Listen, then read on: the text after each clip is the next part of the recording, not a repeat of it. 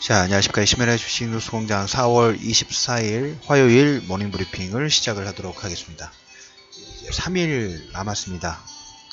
종목군별로 너무 급등 나온 종목군들을 무리해서 쫓아가실 필요는 없다는 얘기를 좀 드렸습니다. 일부 차익 부분들을 챙기시고 나머지 비중에 대해서만 우리가 이제 결과 부분들을 좀 보고 뭐 시장 컨센서스 자체는 나쁘지 않지만 주가라는 부분들이 선반영을 시키고 막상 재료가 노출이 되면 그 시점에 결정을 하죠. 1차 상승 부분들에서 2차 부분들을 진행할 것인가, 아니면 한 단계 좀 과도기 부분, 뭐 외부적으로 다른 변수 부분들의 방향성이 결정되기 전까지는 쉬어가는 파동 나올지, 추진 동력 부분들을 바로 얻을지, 이걸 결정을 하기 때문에 현재 시점에서는 너무 무리하게 접근하실 필요는 없다라는 얘기 1차적으로는 드려보도록 하겠고, 지금 장세 자체가 아무래도 시장 지수보다는 따로 국밥이라는 얘기를 좀 드렸어요. 어느 시점에는 지수가 전체적으로 움직일 때 있고, 어떨 때는 개별 종목군들이 움직일 있고, 어떤 시장에는 눈치 보기 장세가 극대화되는 시점 부분들이 있어요. 참 뭐 자로잰 것처럼 오늘까지는 뭐가, 내일까지는 어떤 게, 모레까지는 어떤 게, 이게 딱 구분이 되면 되는데, 날씨도 보면 뭐 봄에서 여름으로 아니면 겨울에서 봄으로 올 때 여기 땅 해가지고 그 시점에 한목간발에 바뀌지 않죠. 어제 그제 비가 내렸습니다. 어제 저녁 같은 경우에는 이 비와하고 강풍 부분들을 보면 이거 봄 날씨가 아닌데 체감 온도 자체가 이건 꽃샘추위 같은데 그런 느낌 부분도 있어요. 그거와 마찬가지로 어떤 전환 부분들은 쉽게 되는 게 아닌 것 같아요. 하지만 그 시간 부분하고 그 다음에 과정 부분들이 있다가 어느 순간 되면 그 방향이 계속 그쪽 방향으로 가죠. 우리가 지금 뭐 4월달이다 보니까 이제 5월, 6월달이 되면 지금 현재 여름이 오고 있다는 거 아는 것처럼, 회사도 주가 성장 스토리 부분들, 성장주 스토리 부분들 쓸 때 방향성 부분들, 그 다음에 CEO, 산업의 업황 사이클 부분들을 보면 그 방향성을 어느 정도 예측을 해서 포석 부분을 하는 게 가장 유리하다라는 얘기를 좀 드렸죠. 그 부분이라고 보시면 될 것 같습니다. 자, 그래서 지금은 모멘텀 장세라는 얘기를 좀 드렸어요. 그래서 모멘텀 관련된 내용 부분들을 집중적으로 코멘트를 좀 드려보도록 하겠습니다. 해외부터 잠깐 코멘트를 드리면, 어제 다우지수랑 나스닥은 약간 혼조했습니다. 나스닥은 뭐 0.2%, 다우지수는 마이너스 0.06이니까 거의 뭐 약보합 정도 진행이 되고 있는데, 지금 시장에서 제일 체크하는 것은 10년 국채 수익률입니다. 장중에 거의 이제 3% 거의 근접을 하고 있습니다. 장중에 2.996%까지 상승을 했고, 종가는 2.975%로 마무리 좀 됐어요. 그래서 10년 국채 수익률 자체가 아무래도 유가 상승이라든지 물가 상승 부분들에 따라서 2, 4분기 6월달 금리 인상 가능성이 계속적으로 확대가 좀 되고 있다라는 그런 얘기 부분들을 좀 말씀을 드릴게요. 유가 급등하고 뭐 알루미늄 가격 등의 원자재별 물가 상승에 기반을 두고 10년 국채 수익률 자체가 움직이고 있다라는 얘기. 그러면서 스멀스멀 여러분들한테 87 이 정도 해서 달러 인덱스 관련된 부분들 얘기를 좀 드린 것 같아요. 거의 한 2달이 넘었어요. 그 2달 동안 박스권에 갇혀 있다가 다시 이제 90선을 돌파하는 모습들이 좀 나오고 있습니다. 달러가 뭐 급격한 강세 부분들이 진행되지 않겠지만 87 정도 선에서 87, 88 정도 선에서 달러 인덱스의 반전 가능성 부분들을 코멘트 드렸는데, 한 2달 정도 옆으로 횡보하더니 이제 살짝 머리를 들었습니다. 급격하게 올라가면 안 돼요, 그것도. 근데 워낙 달러 약세 자체가 과하게 쇼팅 당했기 때문에 일부 우리가 박스권 얘기해 드리죠. 하락에 대해서 브레이크가 서서히 잡힌 다음에 옆으로 횡보하는 파동, 그 정도의 박스권 파동이 지금 진행이 되고 있다라는 얘기하고, 어제 우리가 이제 사우디아라비아하고 이란의 대결 구도, 점점 제 레이더망에 들어오는 건 뭐냐면, 이란을 이렇게 둘러싸려고 하는 그런 느낌 부분들이 있죠. 조금씩. 예멘이 사우디아라비아 밑에 있는 나라입니다. 그래서 지정학적으로도 보면 사우디아라비아한테는 그거하고 똑같은 거예요. 뒷마당을 누군가가 계속 미사일이 날라오다 보니까 신경이 상당히 많이 쓰이는 나라 중에 하나인데 지도를 한번 나중에 한번 보십시오. 예멘이라는 나라를 보면 근데 어제 이 반군 정치 지도자가 사우디아라비아 공습으로 사망 소식 부분들이 좀 나왔어요. 그래서 사우디아라비아가 미국하고 손잡는 이유 중에 절대적인 게 적어요. 군사적인 부분을 혼자 독자적으로 하지 못한다는 그런 기반이 깔려 있기 때문에 국제유가는 69 거의 근접하면 68.59로 지금 마무리됐고 브렌트가 한 1.3% 정도 상승폭을 좀 키웠다는 다음 달까지 5월달 한 2, 3주 정도 내에 이쪽이 조금 더 시끄러워질 수 있는 가능성이 있고 WTI 기준으로 유가 70달러 돌파 가능성이 아마 코멘트가 나올 거예요. 그러면 그럴 때 10년 국제 수익률도 한 3% 정도 한번 오버슈팅 부분들이 나올 수 있는 그런 가능성이 있다. 그래서 그 시점까지는 계속 뭡니까? 1차적으로 모멘텀, 종목에만 집중 부분들을 하실 필요가 있다는 얘기를 다시 한번 좀 얘기를 들어보도록 하겠습니다. 문호신 재무장관이 중국 방문을 계속 고려하고 있다는 얘기는 드렸죠. 그 부분이 계속 코멘트가 좀 나오고 있고, 자, 종목군 관련된 부분들을 얘기를 좀 해보도록 할게요.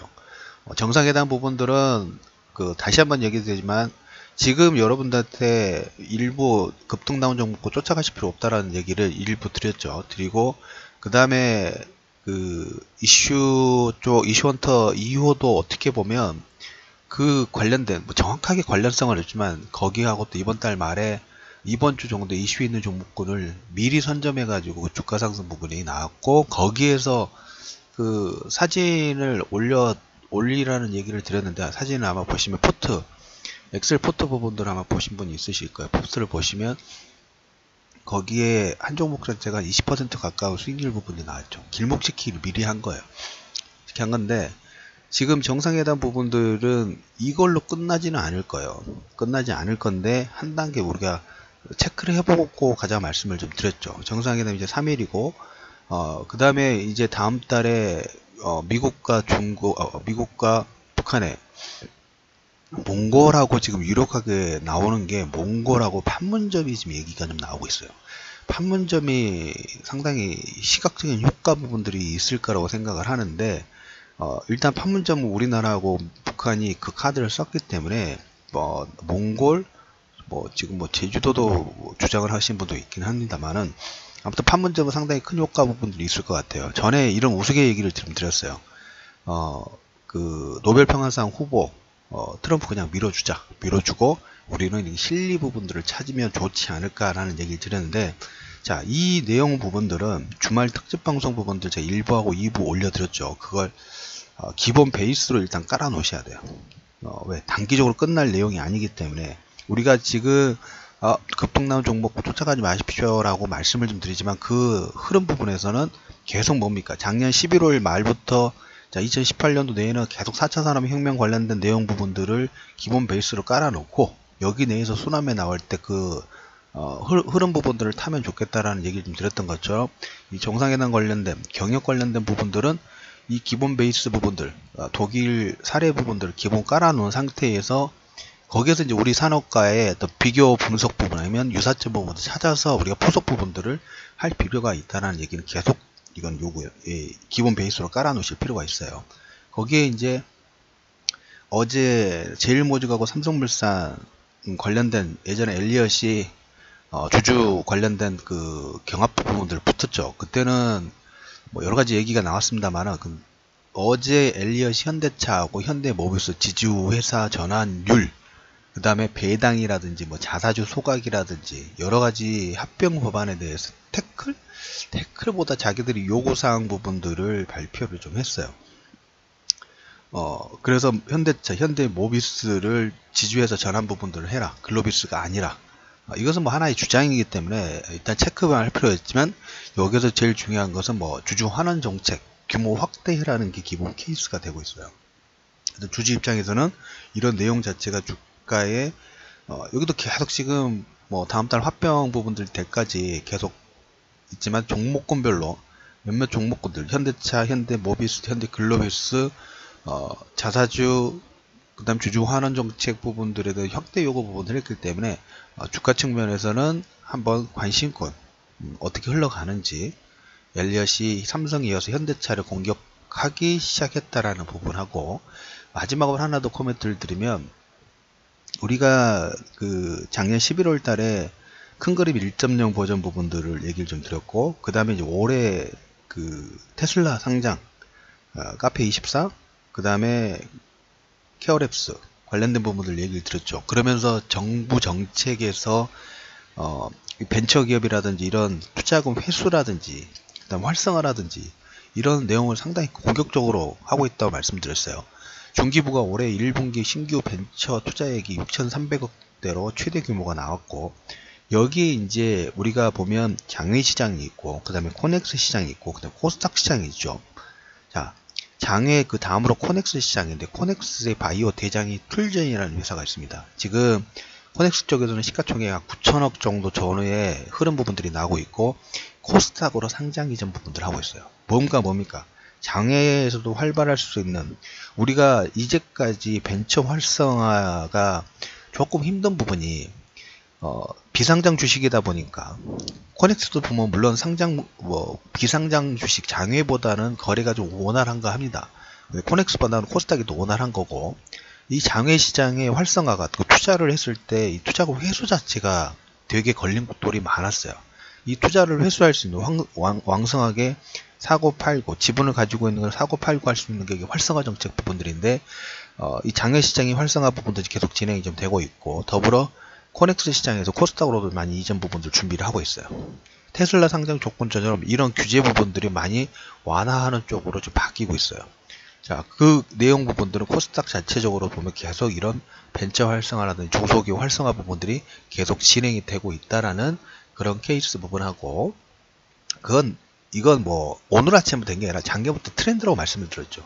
방향이에요. 갈까 말까가 아니라 그냥 가는 거예요. 회사가 성장 부분들을 할 때 지금 주가 부분들이 올라가고 내려가고 이건 별로 중요하지 않아요. 그건 무슨 딱 눈에 보이는 시각적인 효과 부분들이지만, 회사의 사이클 자체 아니면 기술력 이런 부분이 현 시장의 성장 동력 부분하고, 그 다음에 산업에서 원하는 기술, 그 다음에 그래도 준비 부분이 됐다면, 이건 시간을 두고 시간 투자만 해두면 당연히 주가는 후반형 부분들이 된다고 말씀드렸죠. 그거 마찬가지입니다. 트렌드가 계속 진행이 좀 되고 있다라는 얘기하고, LG전자가 JKW 인수 상당히 그 시간이 오래 걸려가지고 잘 안 나왔었는데, 이제 또 다시 얘기가 나온 것 같아요. M&A 쪽, 아마 JKW 인수를 지금 상당히 공격적으로 하려고 하고 있어요. M&A를 잘 안 하는 게 LG전자인데, LG M&A 쪽에 한 1조 원 정도 투자 부분들을 지금 준비를 하고 있다라는 얘기를 드리면서, 지금 장세 자체는 모멘텀 장세이기 때문에 시장에 모멘텀 있는 종목군 부분들을 1차적으로 관심권을 두실 필요가 있다는 얘기를 드리면서 4월 24일 화요일 이슈맨의 주식 뉴스 공장 모닝 브리핑을 마무리하도록 하겠습니다.